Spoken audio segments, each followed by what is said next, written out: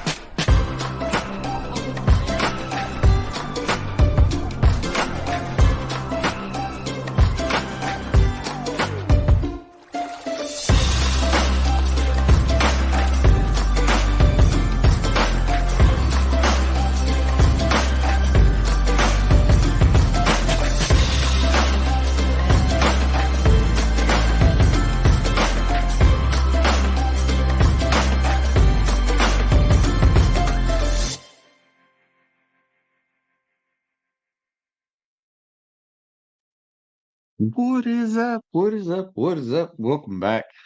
Yeah. 43, episode 43, Orion Podcast. We are stoked that you guys are here. We're going to pay a few bills here real quick. Kind of start talking about some of the happenings around and about. But anyway, first off, we got to thank Orion Coolers for making this podcast possible. Obviously, Jackson Kayak, jacksonkayak.com. Pick you up an Orion Cooler, pick you up a sweet kayak from one of our local dealers in your area. Big water, small water, river fishing, whatever you want, it is there at jacksonkayak.com. Grab yourself something up. Also, cool new accessories, so check those out. Bassco fishing. We love some Bassco fishing. Got some new swag coming out here this spring. Spring drop is coming from Bassco swag. So get ready. Check them out. Then obviously casking. Can't go fishing without casking. You got to have casking in there so we can even make a cast. So thanks to Casking, castking.com. Check them out. Z-Pro lithium batteries also. Keeping Chad and Zach casting all season long. We appreciate the heck out of them dudes. So yeah, paid some bills. Yeah. That's what it's about. Feels right? like it's been a minute since I've been here. It does feel like it's been a minute. It has been a minute. You missed the last episode. I ran it solo, but you was out busy. I was playing. Things. I was doing dad stuff that night. Have I talked to? I don't think you've been on the podcast since you was home from Thanksgiving. No. Yeah, Thanksgiving that was break. a connection. Yeah, put some meat in the cooler and put some meat in the cooler. Texted your buddy with the camera. Said, "Hey, he's down." And I was like, "Get this trail camera picture." So Zach sends me this trail camera picture, and it's this buck walking. He's like, "He's on the ground," and I'm like, "Cool." He's, buck's on the ground. He's walking. So that he's telling me that deer is out there because there's this trail camera photo. No, that's not what Zach meant. No, Zach meant, hey, you should grab your camera and come help me. And I just put an arrow through the top of his heart, and he is taking a dirt nap. So 8 hours later, you get a text back. Yeah. He walked past that trail camera, and about 15 seconds later, had an arrow go through him. So yeah, that was my bad. I misread that text message, and yeah, my bad. So I didn't get to take my fingers were cold. I was keeping my text short. So but something, because like the trail camera picture totally threw me off. I was like, not fishing. I was like, had the whole morning open. I'm like, hey, well, text me if you need me. And then it's like, yeah, he's on the ground. I'm like, oh, cool. There's a buck. Yeah. He's walking across the trail camera. That's awesome. No, not what you meant. So I screwed that up. I still apologize for that because I did screw that up. It's all good. I don't remember what I ended up doing that day.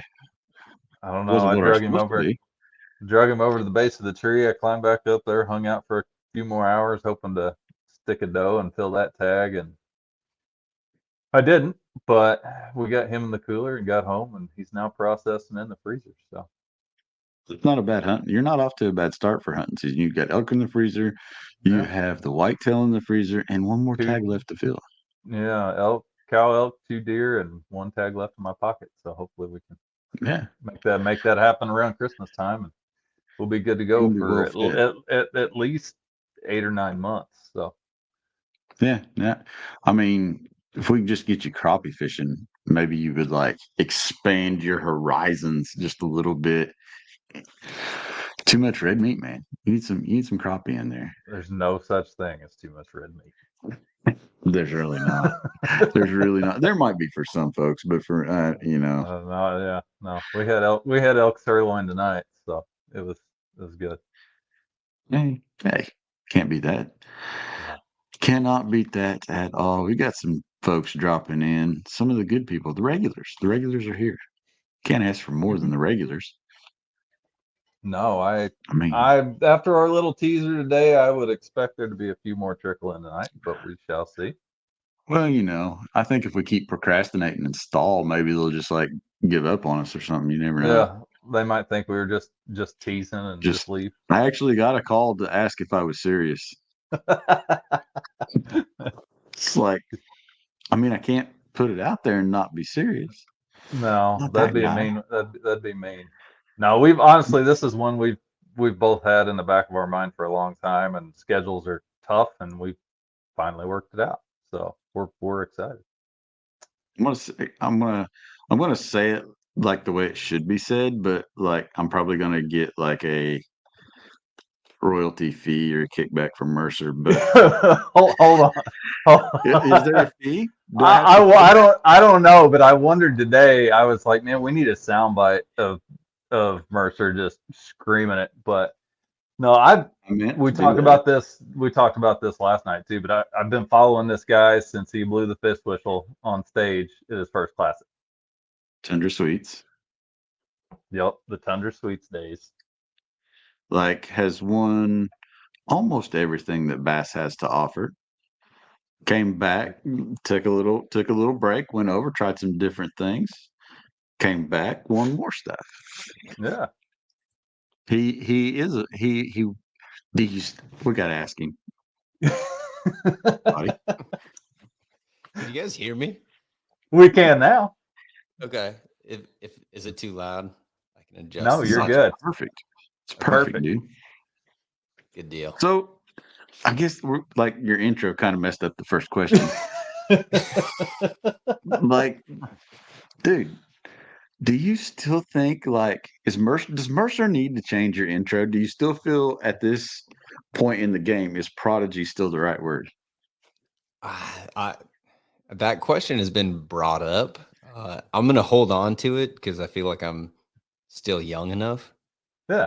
I was talking to someone the other day about this, that I'm in this weird in-between zone where I've been doing it long enough that I'm almost like, from a, I guess, competitive year standpoint, legend, but I'm not old enough to feel like I should be in the legends category.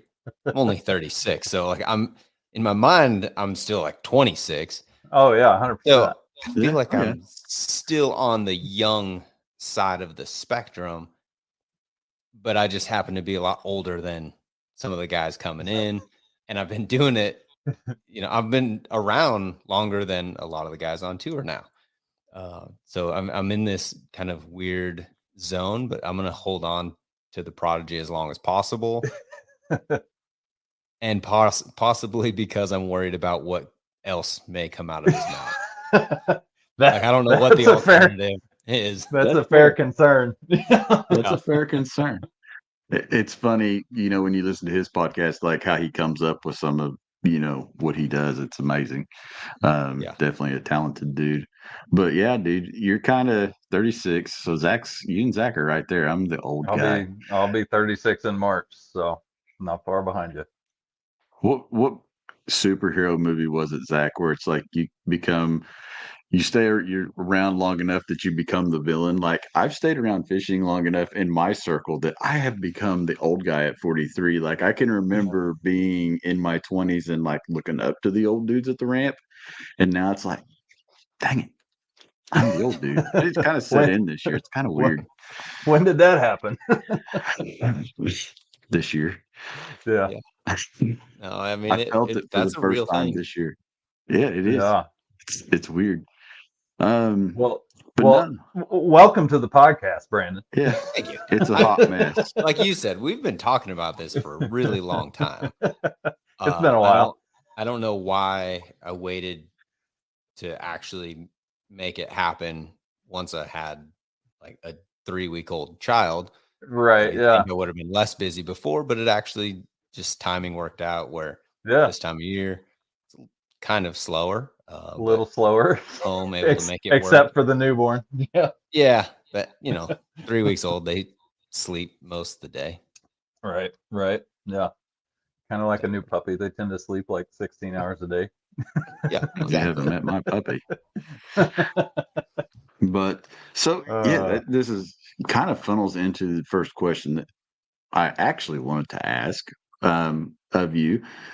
But talking about the downtime and where you're at right now, when you come home from the Elite Series after a year on tour, you got you and Tiff and Kyle and the kids now are all away. How long and what is the process to kind of decompress from an entire season and kind of like, become present again at home? For me, it's probably about a month.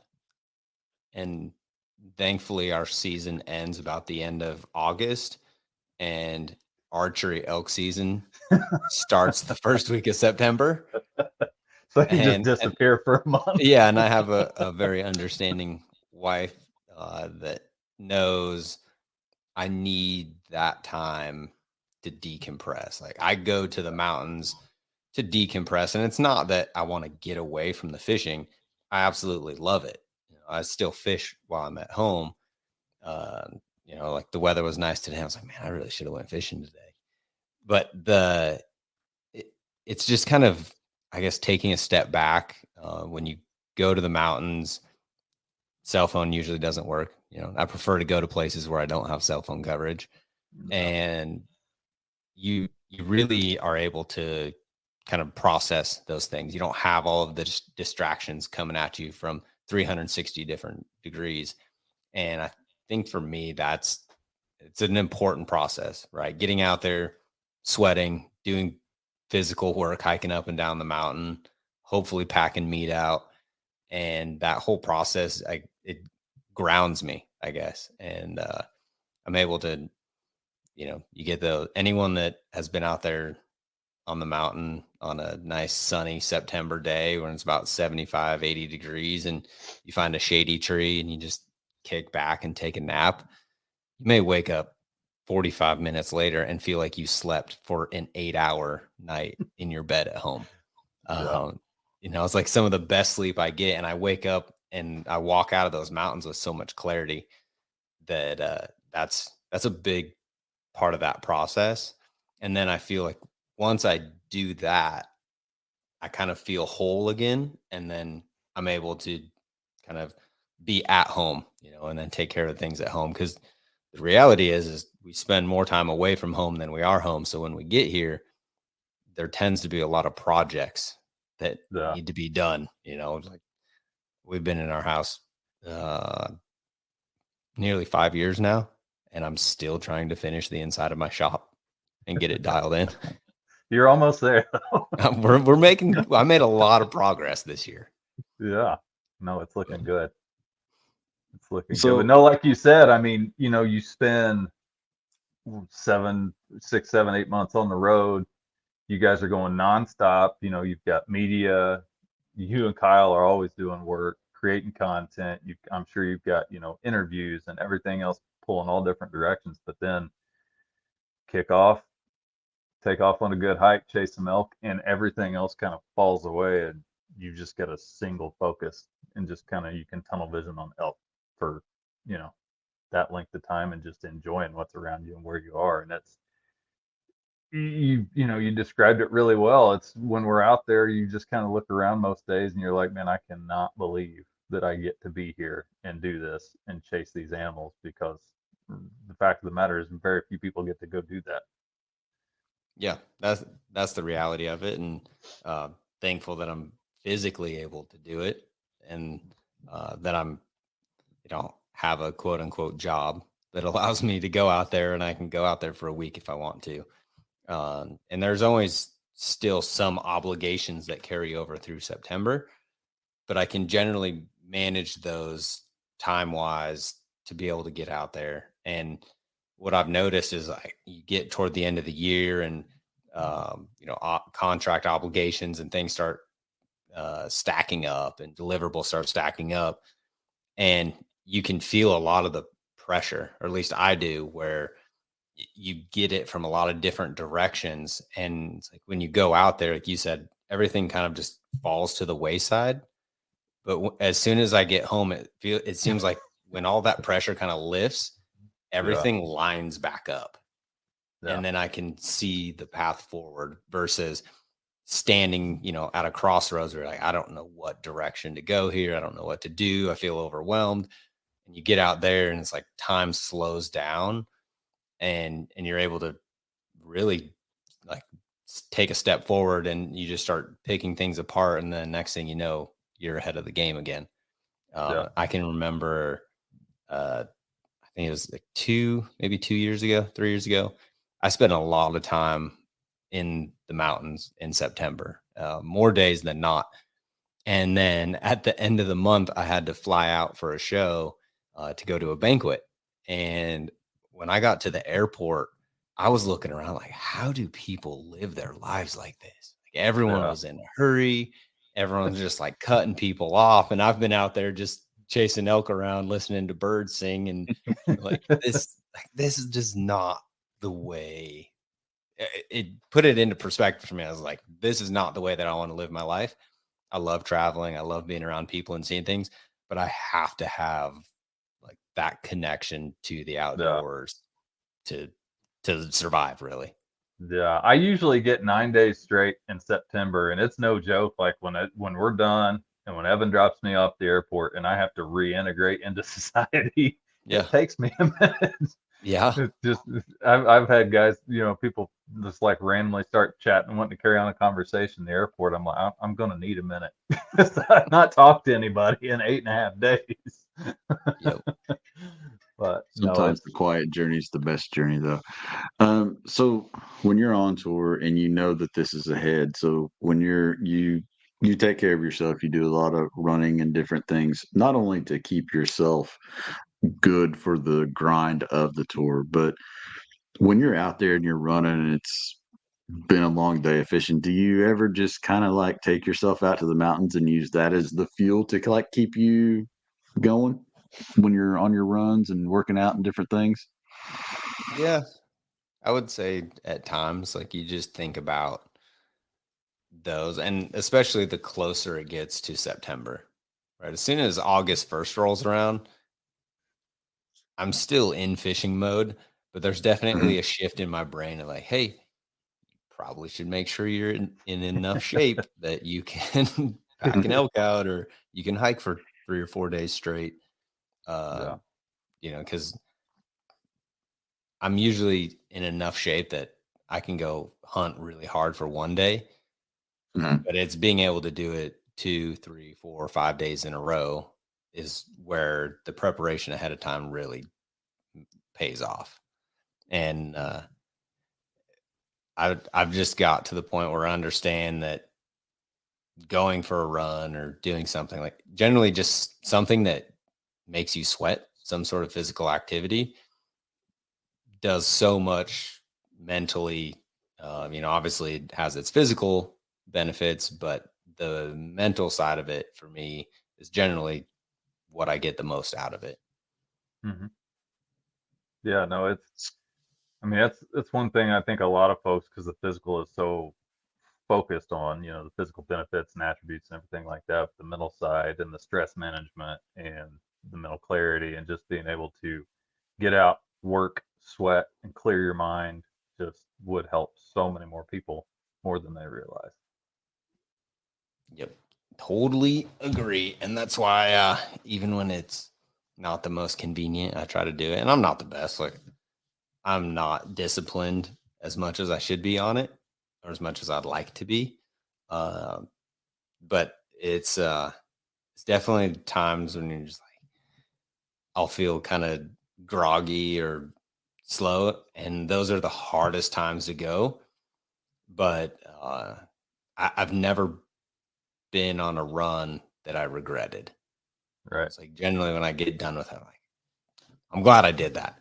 And it doesn't have to be far. Like when you're sitting on the couch, like, man, I don't know. Like, I don't know if I have a time to go for a run, but really I only need to go for 15 or 20 minutes. That is such a small portion of your day, but it can seem so astronomical before you take that first step. Mm-hmm. Now, the real question, I think people at home they're gonna want to know, who's faster, you or Kyle? Kyle's faster for sure. He's got longer legs. He's cheating. Yeah, he runs way more than I do. The best is watching him and Carl Jochimson race. Yeah, I can imagine. They talk a lot of smack to each other, and I don't know. I think Kyle's been beat twice. I think long distance, Kyle would probably get him, but in a sprint, Carl smokes him.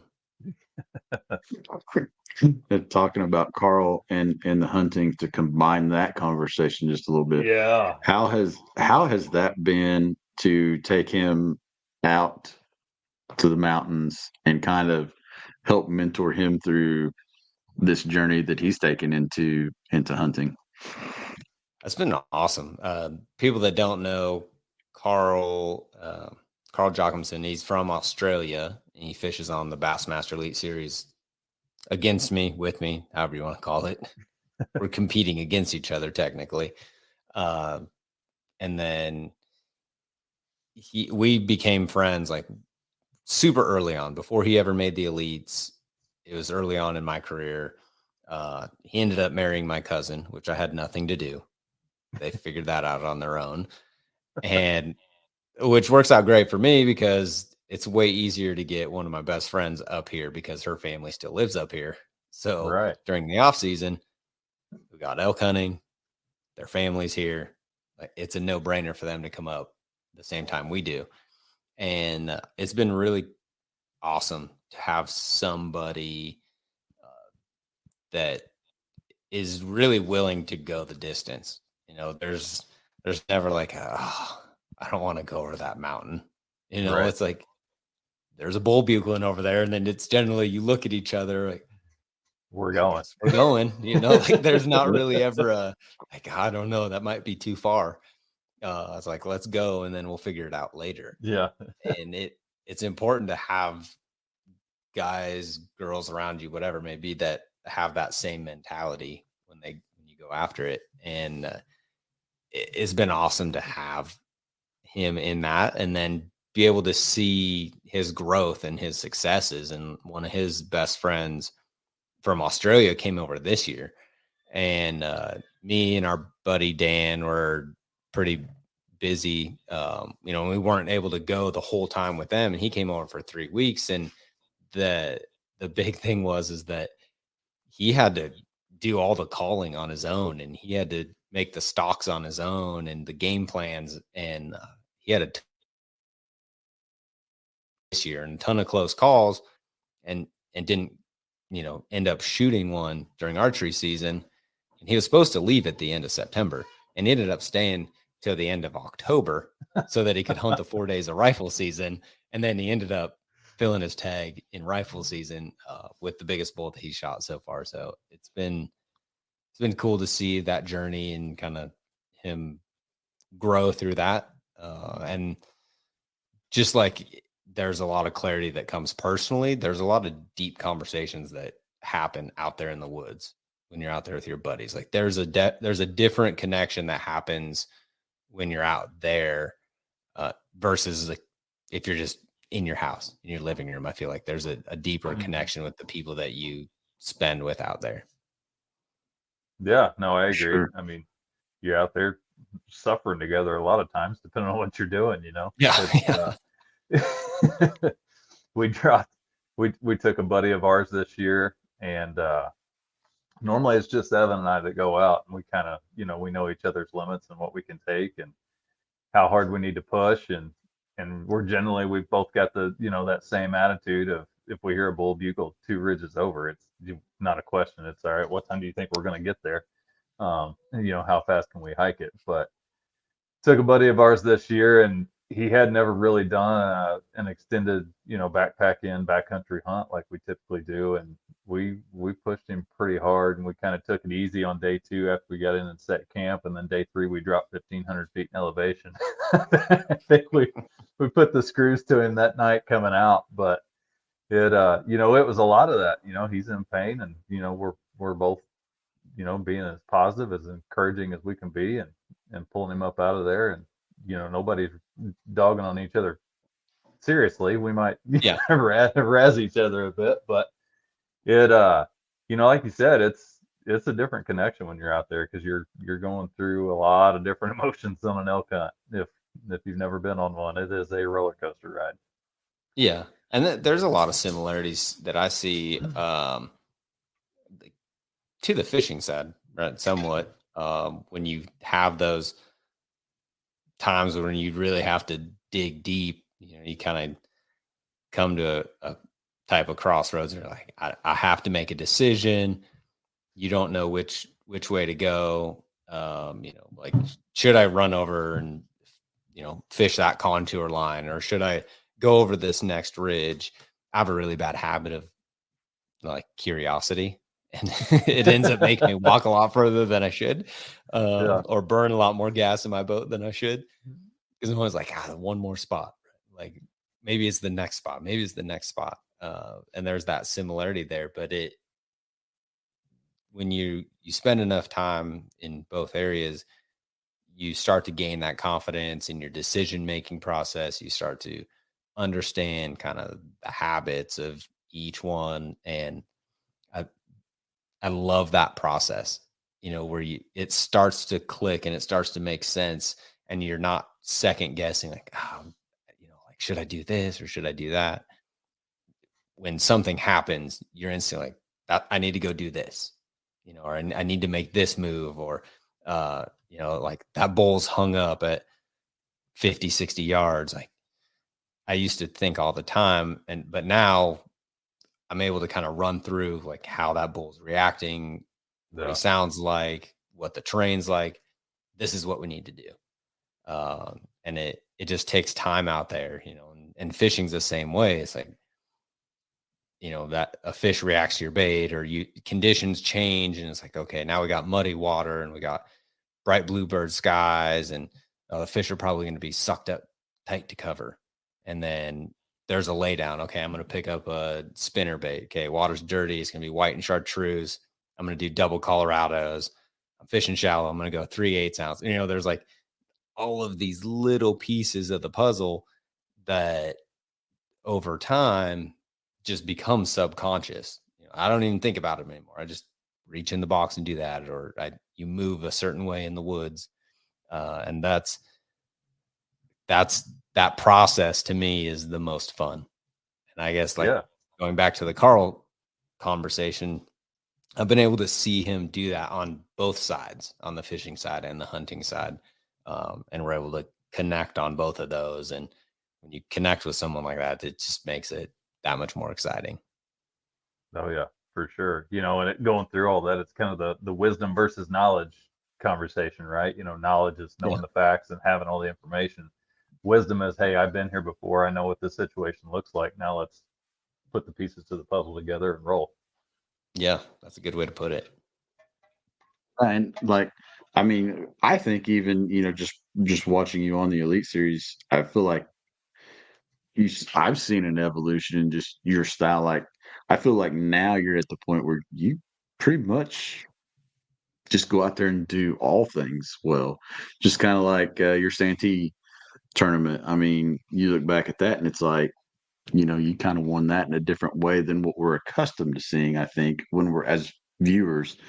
How long has that evolution been in play? Do you feel like you're always learning new techniques, different strong points every year, or is it just something that's like, man, I'm just going to go for it and whatever happens, happens? I think that's been happening my whole life. The funny thing is that on, the national level, I'm more known for drop shotting, finesse stuff, but really I grew up more power fishing, flipping crankbaits, spinner baits, big swim baits, all those types of things. And so Santee Cooper really fit into my wheelhouse for that. Obviously we don't have cypress trees and swamps in Idaho, but that style of fishing, those techniques, I was very comfortable with. And so, but for me, that was a personal win, right? Because I've always wanted to win a tournament doing that. Like, those are the techniques that I love to do. I love power fishing, heavy line, heavy weights, and to be able to do that kind of a shallow water, dirty water tournament. That was obviously a win, but also a personal win on that level. And that was, I guess that's where you want to get to, right? Is where you feel comfortable no matter what situation you're throwing into, that you're able to figure it out. And one thing that I've always tried to keep in mind is like not forcing a bite to happen or having too many preconceived notions, and just being really fluid with what's happening in those situations, right? Like, what is happening this week? A lake may be known for certain techniques or certain areas of the lake, but what's happening this week, and where's the best place to go catch them with these conditions? What's the best baits to catch them with in these conditions? And I feel like that's what's really helped me out to the point where I'm at now, and going into my 14th year now, which is crazy to think about. That you gain a lot of that confidence, right? Where you don't second guess a lot of those decisions. You're comfortable. I'm super comfortable with my equipment, and I don't have to second guess any of my equipment. That helps. And then just really focusing on all the little changes and then making those adaptations. Yeah. So moving kind of into the fishing space a little bit, after you came back from vacation, we're going to call it into the Elite Series. Did you ever, I mean, a lot of people, when everybody went on vacation, they thought, hey, this is, not as many of these guys, but are you, after coming back from vacation, are you impressed with how many of these guys have like really stepped up, some of the new faces that are out there, and just how tough the competition and how stacked it really is now? I think top to bottom, the elites are tougher now than they've ever been. Just as a complete whole. If you were to take just like the best 20 or 30, it might be a wash, but from top to bottom as a whole, I think the elites are tougher now, because a lot of the guys that are fishing there, we've been teaching how to steal our jobs for 20, 30 years, right? Like, sure. Yeah. A lot of people don't think about that. Like, the amount of information that is out there now for free that anyone can go get. We're teaching people how to go catch fish, and we talk about it and how to run your electronics and use these baits in these situations. And there's so much information out there, and a younger generation, which I'm still part of because I came into it with technology and a lot more of that than the guys before me. But there wasn't as much information when I was coming up. When I decided 8 years old, I want to do this for a living, I really had Bassmaster magazine and the television show. Yeah, and the magazine would come out and I'd read about it and I'd try to duplicate it, or I'd see it on a TV show and I'd try to duplicate it. And now you can get it, whatever information you want on how to go catch a bass in any condition, just about anywhere possible in the world, 365 days a year, 24 hours a day. And so we're educating all of the new guys coming up for much longer, right? They've had that source of information. And so I think that's just what's made the cut lines, the check lines, like all of that has just elevated. I think the top of that top level is probably about a wash, but the only difference is that the guys fishing now just haven't had 20 or 30 years to build that name or to build that brand. But from a capability standpoint, they're lethal on the water. You can't slip up. I mean, some of the weights this past season were just like when you guys went up on the North Swing, it was like, holy, I mean, it was amazing. I mean, just every single day what was brought in and how much it took to make the cut. Zach and I are texting back and forth, and it's just like, it's unreal. Yeah, it blew my mind in a lot of them. You go and you're like, oh, I think it'd be 18 pounds to make the cut, right? Like 18 pounds of smallmouth a day. That's pretty stout. Next thing you know, it's like nearly 20 pounds. Yeah. It was getting to the point where it's like, whatever you think it's going to be, add 2 pounds. Because and it's not going to fall off. Like, if anything, the weights are going to go up on day 2. Yeah, I think, and like Scott Martin's series, you kind of watch it and you kind of look at his FLW days when he was doing that, and they always planned on the weights dropping. And then when he comes over to the Elite series, he's kind of got that same idea in his head. And you see it, and now looking after a couple of years, it's like they don't drop, they go up. And seeing him start to realize that this is like a whole new game is just it's really telling of just how good these guys are.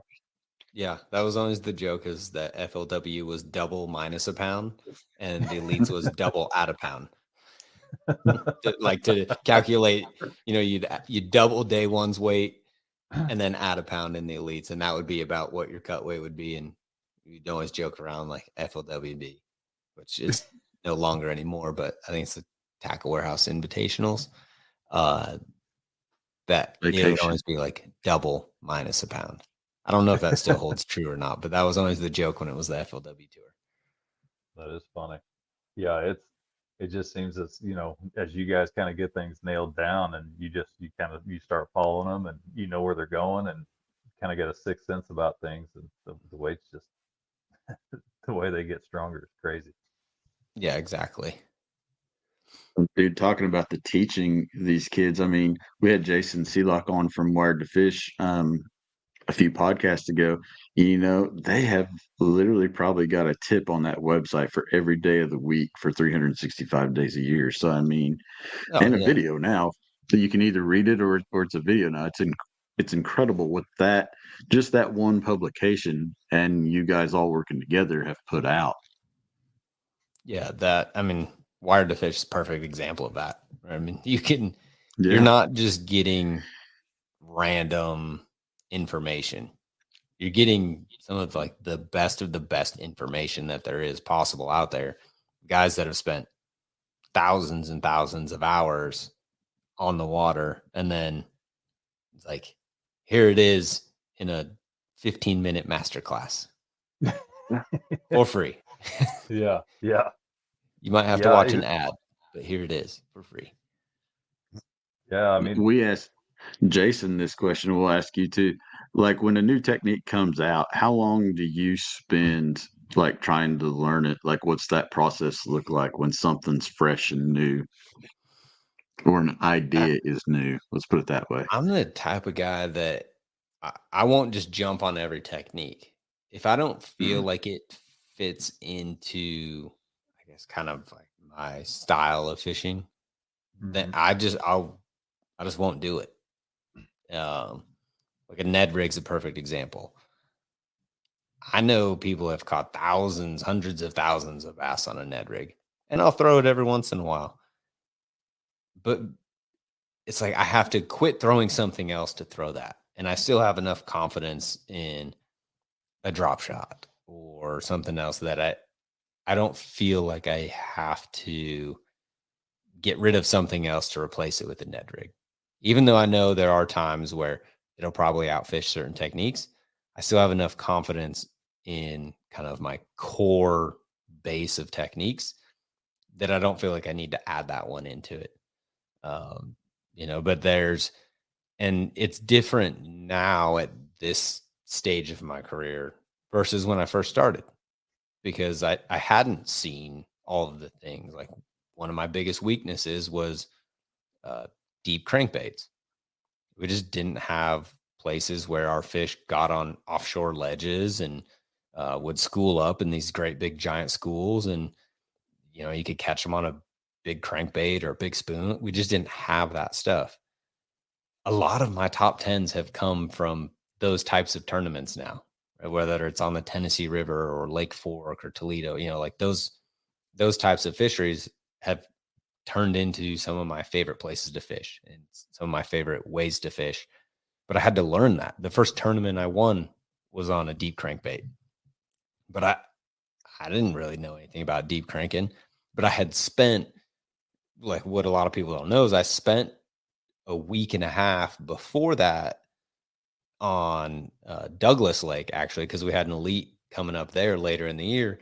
I went there and I spent a week and a half deep cranking and throwing spoons. And I didn't expect to go to Bull Shoals and do that, but I had gained so much confidence in it the week and a half before that when I got there and then the conditions lined up for it, I was like, perfect.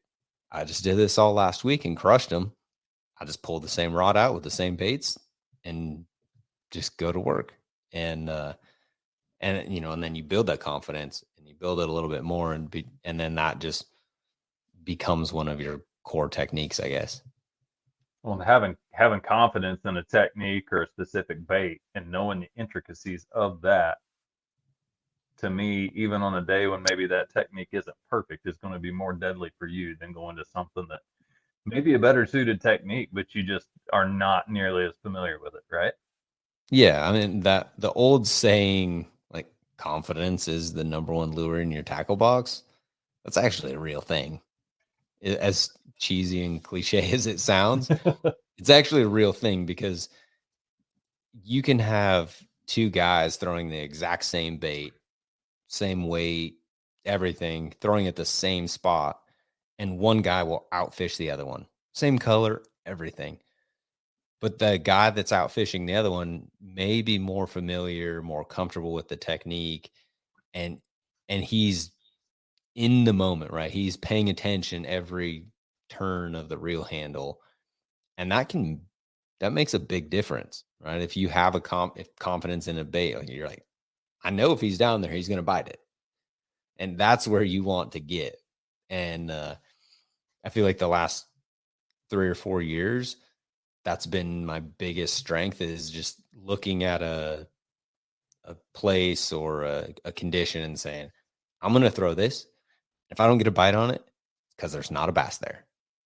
And then you just move on, right? Versus pulling up to a tree and you're like, I need to throw 15 or 16 different things to see if there's a tree in it or a bass in that tree.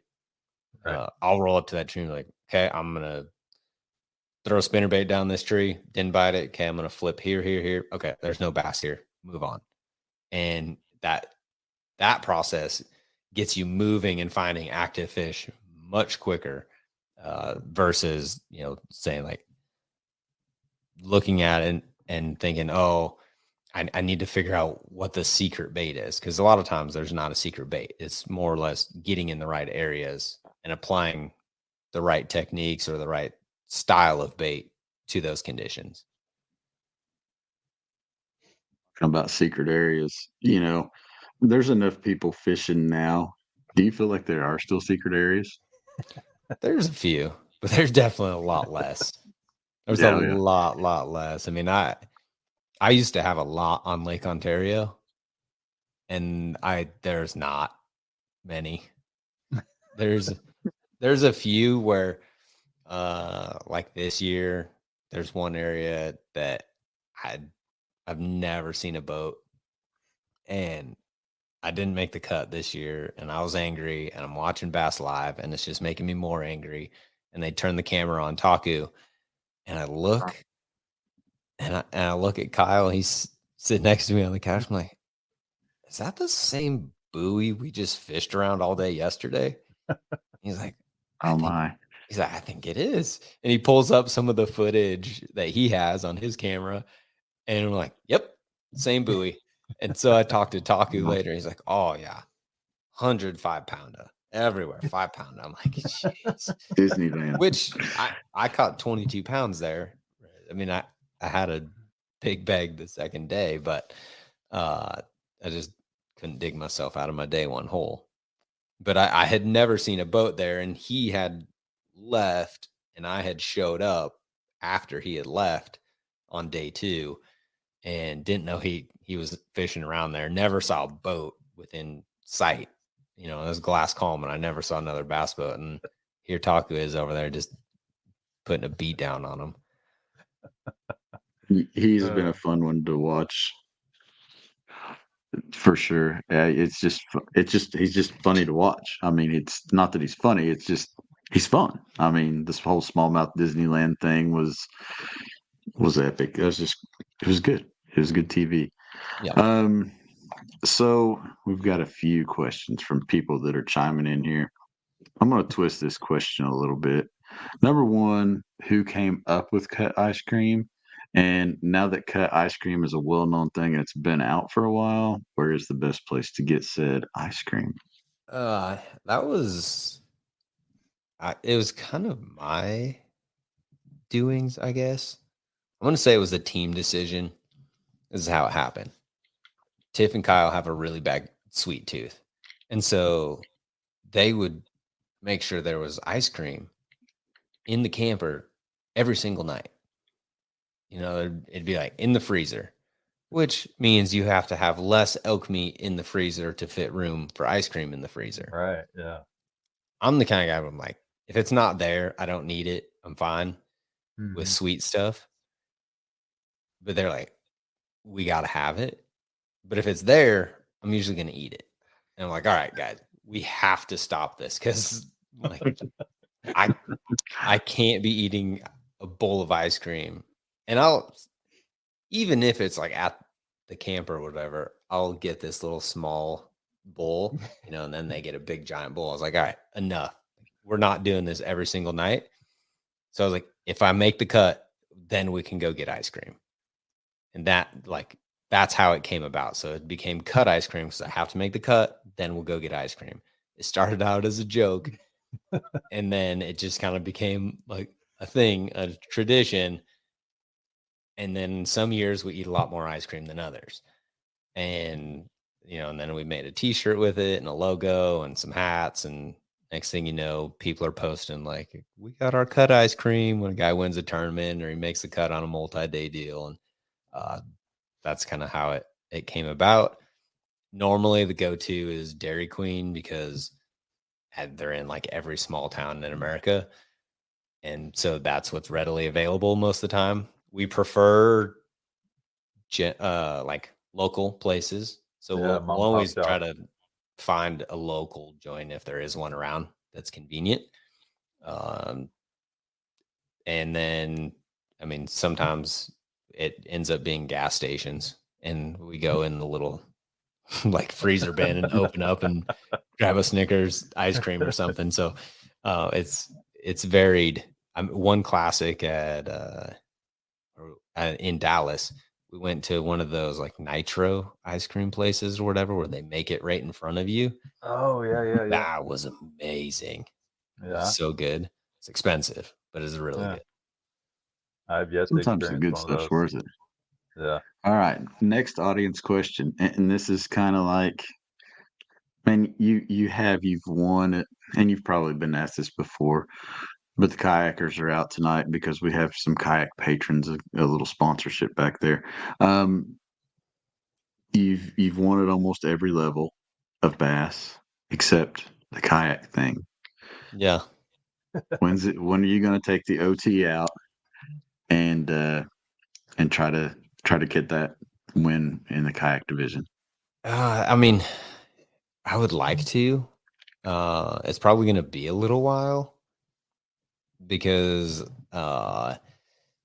we actually just got a different camper, so I don't have my toy hauler anymore. Packing 13-foot kayaks around with two kids under 2 is just a lot. It takes up a lot of space. Yeah. And so do cribs and toys. Oh yes. And all the other things that come with little baby chitlins. And so it might be a while. The hardest part is lining it up. I was going to fish one last year and was planning on going to the Caddo Bistino tournament. I think might have been a Hobie series that I was going to go do there. Yeah, it was. And then something came up where I ended up not being able to go. Oh, it was my boat.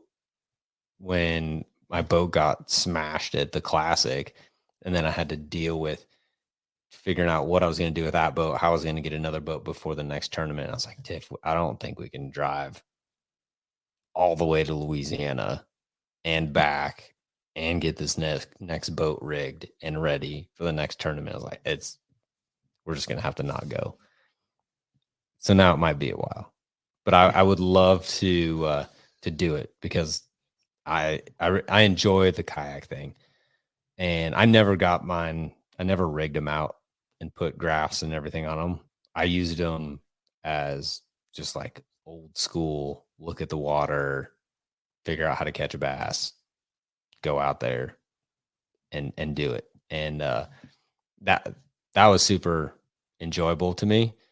But if I fished a tournament, there's no way I'm going out there competing for money and not being like, oh, I'm going to put a Solix right here. I'm going to have some Mega 360. I'm going to deck it out. So I'm at least on par with everyone else. You can't let Ike be the only one that has that claim to fame. I know. You're going to have to step in there and take it from him. I know. I almost started this podcast by yelling folks at home, but I didn't. Wow. It's probably catchphrase too, like Prodigy. We owe Mercer $20 now, or now you owe Ike and Ellie $5. Yeah. But so what would really be cool is, Kyle's out there with you guys. What if you entered Kyle in a kayak tournament? That would be maybe that would be his claim. Upon all of my kayak friends. He did fish as a co-angler in the opens. He fished a couple of those, which was quite entertaining. But in 2020, I needed someone to link up with me, and he linked up on a couple of them, and that was something else. It was a mess. I can imagine. But a kayak one would be great, and I would definitely pay somebody.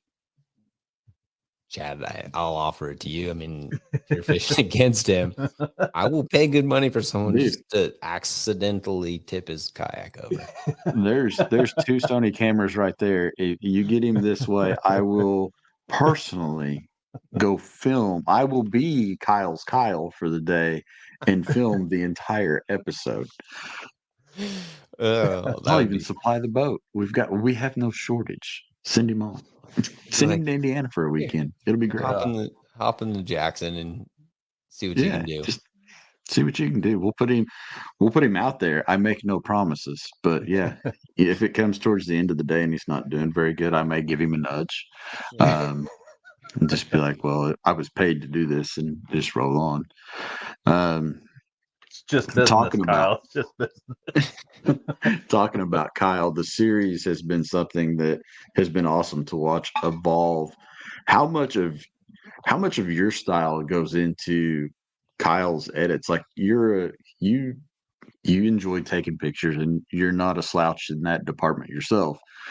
Like, how much input do you have when he edits a video, like as far as the layout, the look, the color? I mean, at first, did you have, and has he, and how much of it's Kyle, I guess, is the best question. I would say it's nearly all him, honestly. We talk about it through all of our conversations and stuff of like the look, and we'll try different things and stuff, and we'll talk about those things. But I don't sit down and like go through the edits with him and like, oh, you should do this or you should do that. Sometimes even when we premiere them, and this has gotten us in trouble, but we'll premiere them and I haven't even seen them until the actual premiere. Now, like, and one time he accidentally turned the volume off of one of the edit layers in Premiere. And so the whole like first quarter of the video had no music for the premiere. We ended up taking it down after the premiere and then loading the right one on. I think I remember that.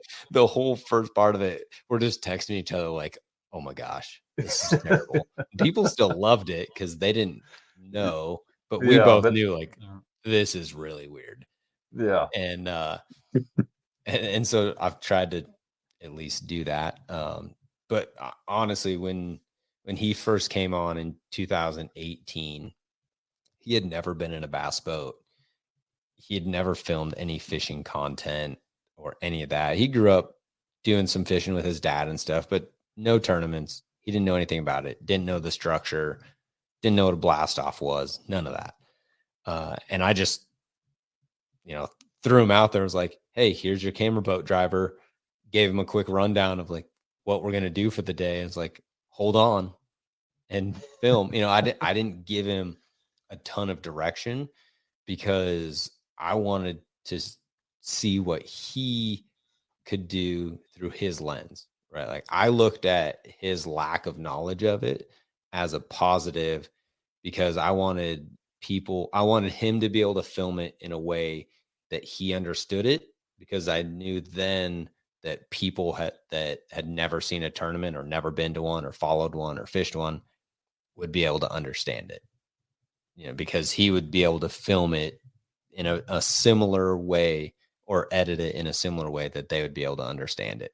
So if I could get him to understand it, other people that hadn't been in the sport would understand it, and that might bring more people into the sport. And he crushed the first one, and I've never went through and been like, you should do this or you should do that. I just let him run with it. And we'll try different things and try some different music. And he's just continually gotten better and better and better and better. Yeah, for sure. No, I think that was the best approach you could have taken. I mean, when you guys started that, it was something completely new content-wise in the space, and that's what I think Chad and I enjoyed so much about it. Was it was more cinematic. It felt younger. I don't know. It did. Yeah. It felt a lot younger because we're all used to the old TV shows, and just kind of it's the same with bow hunting TV, right? It's just kind of always been filmed in a very methodical, we're doing interviews back in the studio at the house and, telling the story, and you guys just went about it kind of combining cinematic with vlog style and stuff like that. And it brought it up to date and it was entertaining. Not that there's anything wrong with Bill Dance's show. It's still got a... No, it's incredible, but I didn't want that style of music you look at my Spotify Wrapped or whatever they're called, like 95% of it's going to be country because I listen to country more than anything. Right. But we never put country on one of our series videos. Even though that's what both of us listen to more than anything. Yeah. I wanted to bring a different style. So thank you for noticing that. I want to bring that different style to the sport. That was kind of always one of my things, and I enjoyed the filming aspect of it, but I knew there was things that I couldn't capture just with having a GoPro strapped to the back of the boat or to the console. I wanted to to give a different look and give that kind of third person perspective that he's been able to provide. He says he's coming back again next year. So that's a good thing. I guess we'll be doing it again. Do you feel like the YouTube series has been like such a good investment of not only your time, but I mean, it's also, I mean, Kyle doesn't work for free, obviously. Oh, no. Financially, it cost me a lot of money. And food and just to feed Kyle. Food, ice cream, snacks, all those things. But you got to invest in yourself at some point. Yeah. And that's what I did. I just gambled. I had thought about it for years and years before I actually got comfortable to where I was willing to kind of pull the plug on it and do it. And then that first year we did, I was like, okay, this is kind of cool. And then, and I actually had a different guy film for me the first year. And then he ended up going a different direction. 2 weeks before the first tournament, I called Kyle and he's like, yeah, I'll do it. and then he's been with us ever since 2018. And so I feel like from a monetary standpoint, it hasn't been a direct correlation of like, we film this and this is what we get from it.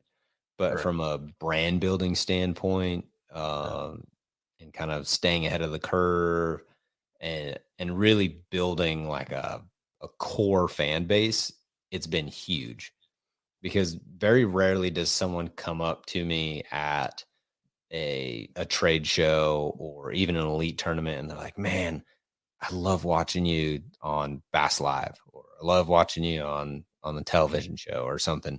It's always, man, I love your YouTube series. Man, we love watching your YouTube series. Right. And that's when it really started to set in, where I was like, man, I don't care if I'm not necessarily losing money, because I just don't have anyone directly paying for it. Right. We don't have anyone sponsoring it. Go RVing sponsored it for a couple of years. And then they went another direction. And like, that was great. But I was like, I can't stop doing it because I don't have a sponsor for it. Like, I have to keep doing this because I saw the benefits of it from that fan base. And I think now the approach to it is like, I have this giant catalog of most of my career now. Yeah. Nearly half of my career has been filmed. Both years I won Angler of the Year have been filmed. I mean, almost everything outside of the literal birth of my first child was filmed. Like trying to get to the hospital and like all of that crazy stuff. Like, driving 28 hours straight with Kyle, and like filming that and all of that process. We have that footage that you can't put a monetary value on. No, absolutely not. That's awesome. No, it costs very little to hit that record button. Yeah. Well, tell my bank account that. In terms of just recording the actual footage. Zach, are you saying you're cheap? No, I know what my camera gear costs. Yeah, for sure. I was gonna say, but no, man, it has been very awesome to watch the channel, and you guys do it in a way, and Scott Martin does it in a way too, where you guys have, not only is it about you or Scott, you guys also have brought in your friends like Kyle, your wife, Tiffany, and they are also characters on your show or video. And I think that also Carl even is now. I mean, it adds a lot of dynamic to what people see. I think that makes it so well-rounded. I mean, you get the fishing, but then you've also kind of got like a backstory with you guys, and it just really brings it all together. Yeah, the fishing that's just a part of our life, right? And it's showing all of that other stuff is what makes us relatable. I mean, me and Kyle get together and we can be serious, but we also have the sense of humor of a 13-year-old boy. And sometimes that gets us in trouble, but like we laugh really hard. Like there's lots of times in the camper that, and Tiff's not completely innocent. Sometimes she has a sense of humor of a 13-year-old boy too. It's the only way it works. Right. But there's plenty of times that we are all three dying, laughing in tears over some of the dumbest stuff. But like that I don't know, I guess like that camaraderie is part of it, right? The fishing is part of it. The other anglers, like we want to bring all of that and do it in a realistic light, but through a positive lens. Good answer. I like that. Yeah, I mean, covering, like you said, the fishing's a part of it, but just the general circus that can be, I'm sure, living in the camper on the road with everyone all together. It is. I always love too when he goes to somebody on the dock pre-launch for the morning words of wisdom and James Overstreet's face pops up on camera. Oh yeah, because you never know what's coming out of his mouth. No, sure. That's for me been one of the coolest things to see is the connection that everybody else has with him also. Mm-hmm. Right. I mean, when he goes to the tournaments, everyone there knows who he is, all the bass staff, the anglers, like he's just part of that traveling circus crew. Right. And so he just walks around like he owns the place and everyone is giving him a hard time and talking smack to him. And that is really cool, right? Because it makes that whole experience better. He's not just a statue holding a camera. Yeah. He's probably been around those events longer than some of the folks that are still working the events. Oh, for sure. Yeah, I mean, let's see, 18, 19. Yeah, he's going into his 7th year. It's just crazy. So he's filmed he's filmed over 60 events. Wow. Has he asked for the A9 yet? Yeah. The A9 is so trash. I shouldn't say it's so trash because I kind of want to sell it, but that thing has seen some better days. Has he asked for the new one though? Oh, the new A9, no. Yeah. He buys his own camera equipment. He's a contractor. He's an independent contractor. He can buy his own We understand that. But he does like he has a you said you have Sony, so you're familiar with this. Oh yeah. He had the Gen 1 70 to 200, 2.8. Yeah. Uh-huh. Oh, yeah. And then I bought the Gen 2 version, which is crisper and sharper and it's lighter. And he'd be like, "Hey, can I borrow your 70 to 200?" Uh-huh. Sure. Okay. Yeah. And then he trashed his 24 to 70. So he got welding sparks or something on the lens. So it's got all these little dots on it. And like, hey, oh no. Can I use that? Yeah, sure. But it goes both ways. This is actually his lens that I've been holding hostage. This is our newest one. Is that the 2 to 6? Yeah. The thing is beast. It is so good for filming on the water. And hunting stuff. Like he didn't come hunting with me this year, but that's a good one for that. Yeah, for sure. It's on my list. Yeah. And honestly, for what it is, it's not that expensive because it's not a G Master. Right. Mm-hmm. So it's still reasonable. Yeah. Yeah. If it was a G Master, it'd be 10 grand. Yeah. It'd be like the 600. The 600 Prime. That thing's ridiculous. Oh, man. We have actually dabbled with some of the. Zach has got one of the newer Tamron lenses, and I've got a super zoom Tamron that I take out on the water so I don't take my Sonys out in the kayak. my prime lenses, but the Tamron set 28-200, it fills a lot of gap, especially for kayak fishing. I think it does pretty good. But yeah, Tamron stuff ain't bad either.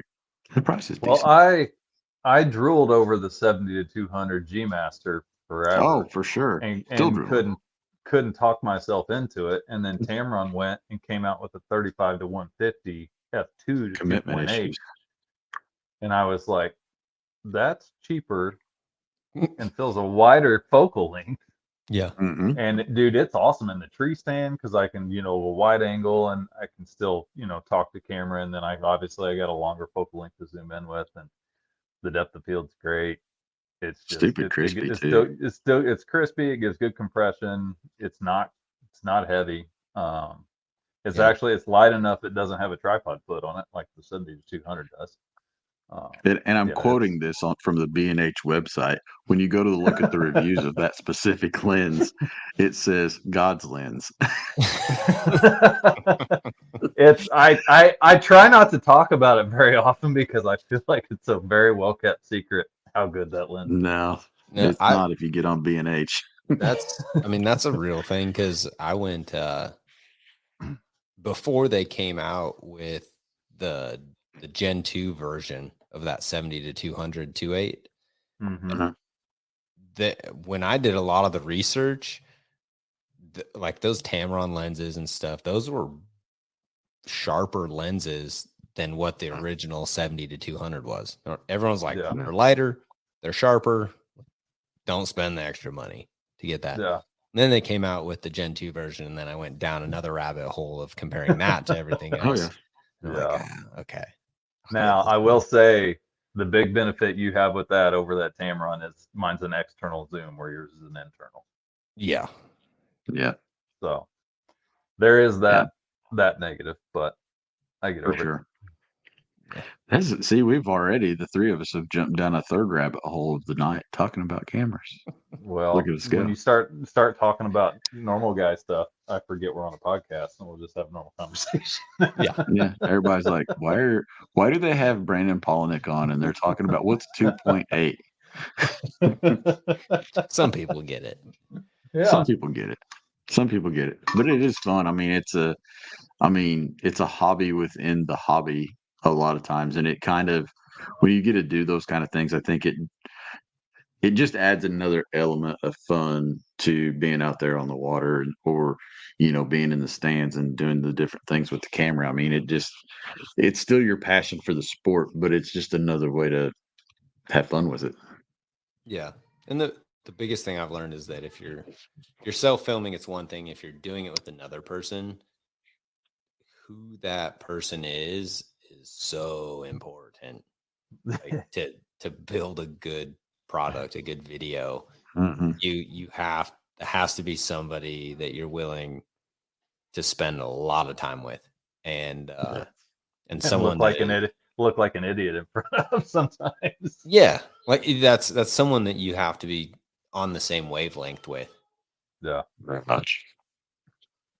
I don't know if you guys can hear my little kid chatting up a storm. She's going, hi. She's waving at me through the glass. Love it. No, go ahead. No, I'm just flipping through the audience questions. Ask away. Oh, I was just going to say, it just goes back to capturing all the moments and memories and the adventure and having all that, whether you post it or not, just to go back and have it to look back on in the future. I've killed 3 animals so far this year, and all 3 of them, 2 of them have been self-filmed, and we did have 2 angles on the cow in Colorado, and hopefully I'll get one more doe on camera and remember to turn my GoPro on for my second angle this time. But it adds a different element, that's for sure. It's a challenge, but it makes it all that much more fun too. Yeah, and being able to look, the biggest thing is you never know when something wild, like some crazy moment in time, is going to happen. Oh, yeah. And sometimes having that is, you look back on it, you're like, wow, I can't believe we just got that. and then most of the time you don't. There's actually more times when you're like, gosh, if I just had a camera running. if I'd been recording. If I would have been recording, that would have been awesome. We were recording years ago, and I almost took an arrow in the arm, but we won't go down that rabbit hole.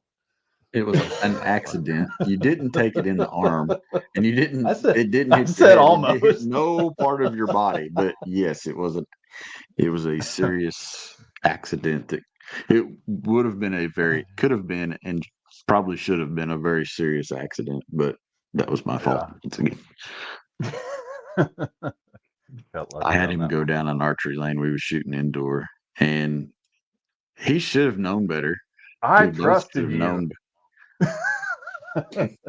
That was your first mistake.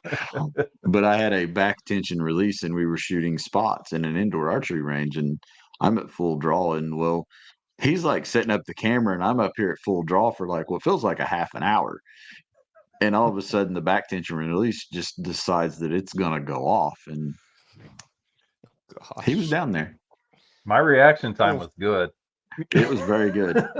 Nobody or no cameras were injured, and it was probably one of our dumber moments in life. Yeah, you're like, okay, we're not going to do that again. Yeah. Yep. Yeah. No, that was all I needed. Yeah. Range is hot. My butt's behind you from now on. Yeah, for sure. You're going to hang over bridges sometimes and take photos. It just happens. It's just what you do. You don't think about it. You just do it.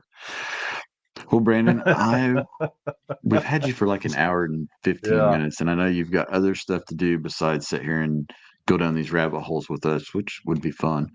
But, man, we're going to let you thank the people that you need to thank and tell the folks where to learn more about BMP fishing on the interwebs. Yeah. Really just thank you, everyone that's tuned in, listen, ask some questions. Appreciate all of you.